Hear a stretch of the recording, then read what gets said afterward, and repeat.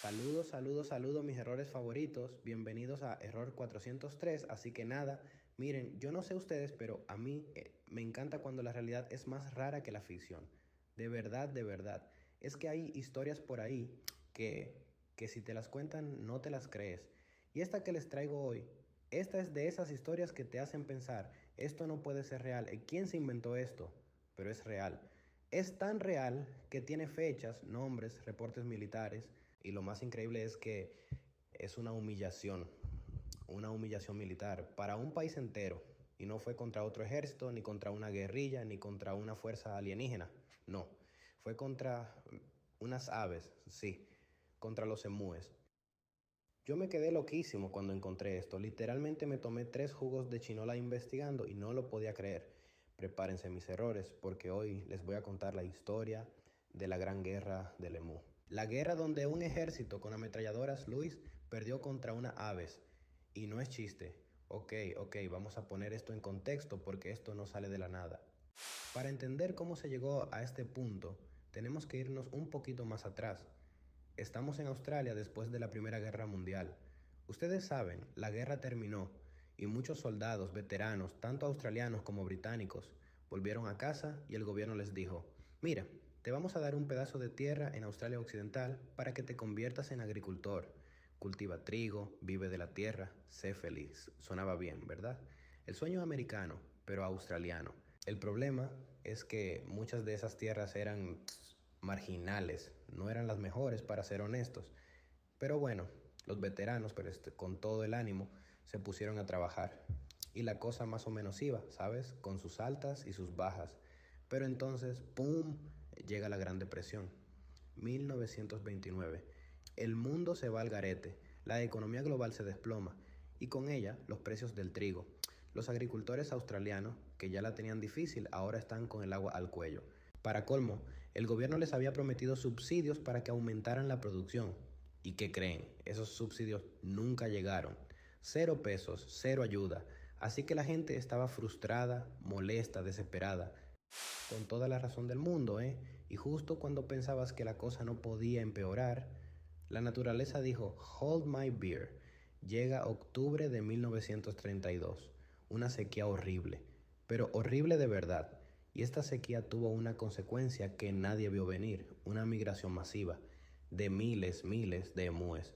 Ustedes saben lo que es un emú, ¿verdad? Es como un avestruz, pero australiano. Un ave enorme que corre a 50 kilómetros por hora y que es bien tonta, pero también es bien resistente. Bueno, pues imagínense, 20.000 de estas aves, 20.000, como una plaga bíblica, vienen desde el interior del país donde no hay comida ni agua por la sequía y se dirigen directamente al cinturón de trigo de Australia Occidental, directo a las granjas de estos veteranos que ya no daban para más. Y no era solo que se comieran el trigo, no, es que estas aves gigantes con sus patas rompían las cercas y al romper las cercas, ¿qué pasaba? Entraban otras plagas, conejos por ejemplo, así que era un desastre total, los cultivos destrozados, el sustento de estas familias, adiós. Los agricultores desesperados no sabían qué hacer. Muchos de ellos eran ex soldados, ¿verdad? Así que pensaron, bueno, si nosotros no podemos, quizás el ejército sí. Y enviaron una delegación. Se reunieron con el ministro de Defensa de Australia, un tipo llamado Sir George Pearce.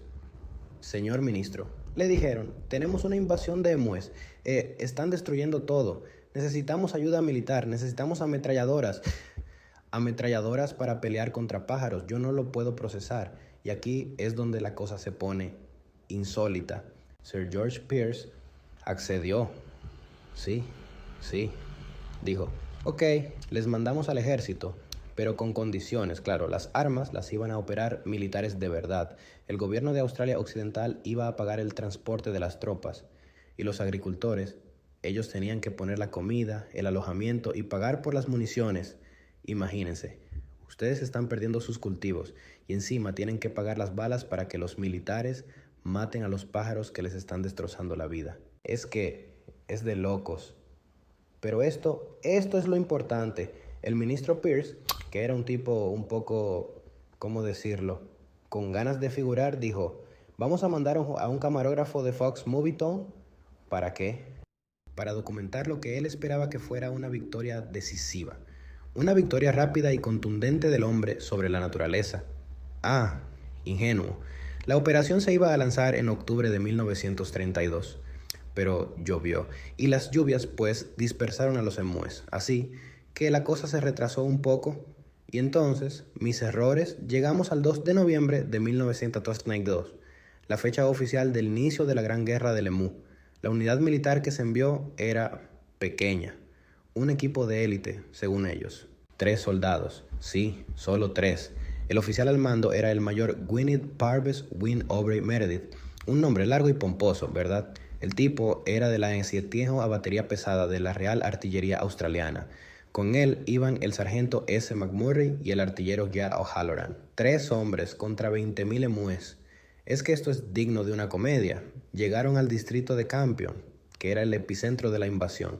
Llevaban 2 ametralladoras Lewis, ametralladoras de verdad, y 10.000 cartuchos de munición. 10.000 para matar pájaros, yo no lo puedo creer. El primer encuentro. Avistaron unos 50 emúes. Los colonos locales, que eran los que conocían el terreno, intentaron arrear a las aves como si fueran ganado para llevarlas a una trampa. ¿Y qué pasó? Los emúes se partieron en pequeños grupos y salieron corriendo. El primer intento, un fracaso total. El mayor Meredith, que seguro llegó con aires de grandeza, se dio cuenta de que esto no iba a ser tan fácil. Los emus eran rápidos, muy rápidos, y astutos, se dispersaban, no eran un blanco fácil. Así que Meredith tuvo una idea brillante. Dijo, vamos a montar una de las ametralladoras en un camión. Imagínense la escena, un camión viejo traqueteando por el terreno irregular de Australia, y un tipo intentando disparar una ametralladora Lewis, que pesa lo suyo, desde la parte de atrás mientras el camión va dando tumbos. Obviamente la táctica resultó ineficaz. El camión no podía ir tan rápido como los emus en ese terreno. Y el artillero, pobre, no podía ni apuntar, menos disparar con precisión. Era un desastre. Para el 8 de noviembre, 6 días después del primer combate, habían disparado 2.500 cartuchos. 2.500. ¿Y cuántos emúes habían matado? El informe oficial de Meredith decía que 50. 50. Los colonos que estaban ahí decían que entre 200 y 500. Pero igual, ¿entienden? 2.500 balas para máximo 500 aves. Eso es 5 balas por emú. 5 balas, y eso es optimista. Es que es ridículo. Y la prensa, mis errores, la prensa se volvió loca. Se burlaban. Le pusieron el nombre de Guerra del Emú. No era una operación de control de vida silvestre. Era una guerra. Y el ejército estaba perdiendo. Los periódicos de Sydney, de Melbourne, todos riéndose de la situación. Sir George Pearce, el ministro de Defensa, que había mandado al camarógrafo de Fox Movietone para documentar una victoria heroica, ahora tenía una humillación en pantalla. Así que el 8 de noviembre, Sir George Pearce retiró el apoyo militar. Dijo, hasta aquí llegamos, esto es un papelón. El ejército se fue a casa. ¿Y qué pasó con los emúes? ¿Se fueron? ¿Se rindieron? Claro que no. Apenas se fueron los militares, los emúes, como si tuvieran un plan de ataque, reanudaron sus incursiones y con más fuerza. Los agricultores estaban desesperados, pero más que desesperados, estaban furiosos, habían pedido ayuda, les habían dado un circo y ahora los habían abandonado. Así que el primer ministro de Australia Occidental, James Mitchell, tuvo que intervenir.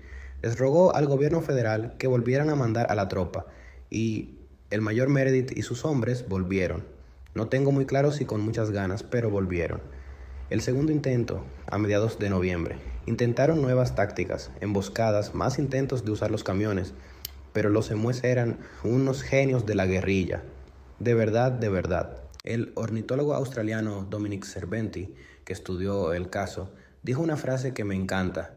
Era evidente que el mando emú había ordenado tácticas de guerrilla, y su abigarrado ejército pronto se dividió en innumerables unidades pequeñas, que hicieron poco rentable el uso del equipo militar. El mando emú, es que es glorioso. Estos pájaros eran adversarios formidables, astutos y rápidos. Podían correr a 50 kilómetros por hora, eran súper resistentes. El mismo mayor Meredith se quejaba de que un solo emú podía recibir múltiples disparos y seguir corriendo, como si fueran tanques. Sí, él mismo lo dijo. Comparó la resistencia de los emúes con la invulnerabilidad de los tanques. Si tuviéramos una división militar con la capacidad de carga de balas de estas aves, dijo el mayor Meredith, se enfrentaría a cualquier ejército del mundo. Imagínense la frustración de este pobre hombre peleando contra unos pájaros que no mueren, y no solo eso. Se reportó que los emúes podían comunicarse, hacían unos sonidos que se escuchaban a 2 kilómetros de distancia, como una red de comunicación. Así que apenas veían un peligro, ¡zas! El mensaje se corría y se dispersaban. Esto ya no era una guerra, esto era un juego del gato y el ratón, donde el ejército era el ratón. Finalmente, el 10 de diciembre de 1932, el gobierno australiano dijo, basta, se acabó. Admitieron públicamente el fracaso de la campaña. La gran guerra del emú había terminado. Y el ganador no fue Australia. Las cifras finales son un poco confusas, como suele pasar en estas historias. El mayor Meredith, en sus informes, dijo que habían matado 986 emúes usando 9.860 cartuchos. Eso es 10 balas por emú. 10. Eso no es eficiencia militar, mis errores. Eso es un desperdicio de munición. Otros informes hablan de entre 200 y 500, o hasta 2.500 por heridas. Algunas fuentes, las más optimistas, dicen que hasta 3.486, pero el consenso es que fue un número ridículamente bajo para el esfuerzo, el dinero y la munición gastada. Y lo peor de todo es que el impacto en la población general de emúes fue mínimo, cero. No sirvió de nada. Esto generó muchísimas controversias, obviamente. La ineficacia de la operación fue la principal. ¿Cómo un ejército moderno con ametralladoras no puede controlar a unas aves? Era absurdo. Los conservacionistas en el Reino Unido se quejaron. Dijeron que era una exterminación del emú, una matanza masiva innecesaria. El ornitólogo Cerventi la calificó como un intento de destrucción masiva de aves. Y tenían razón. Y hubo teorías, claro. Algunos decían que esto no era solo por los emúes, que el gobierno de Australia intentaba calmar a los agricultores descontentos, que se sentían abandonados y evitar que Australia Occidental se quisiera separar del resto del país. Una teoría, no un hecho, pero la desesperación de esa gente era real. ¿Y qué pasó después de esta victoria de los emúes?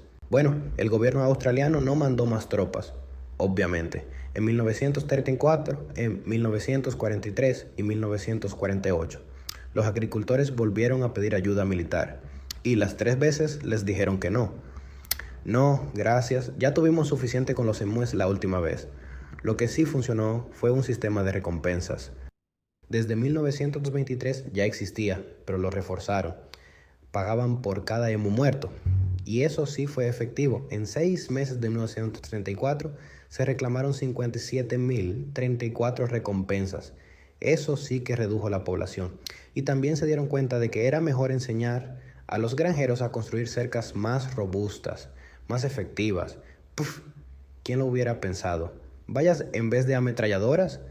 Entre 1945 y 1960 se mataron 285.000 emúes con este sistema de recompensas. Eso sí que es un número.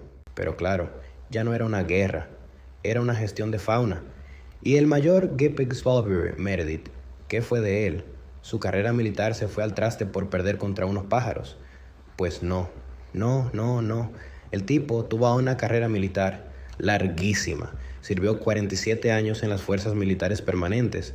Participó en la Primera Guerra Mundial, la Segunda Guerra Mundial y hasta en la Guerra de Corea.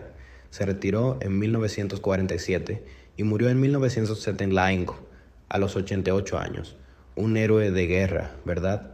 Pero ¿saben qué? Su legado público, la gente lo recuerda.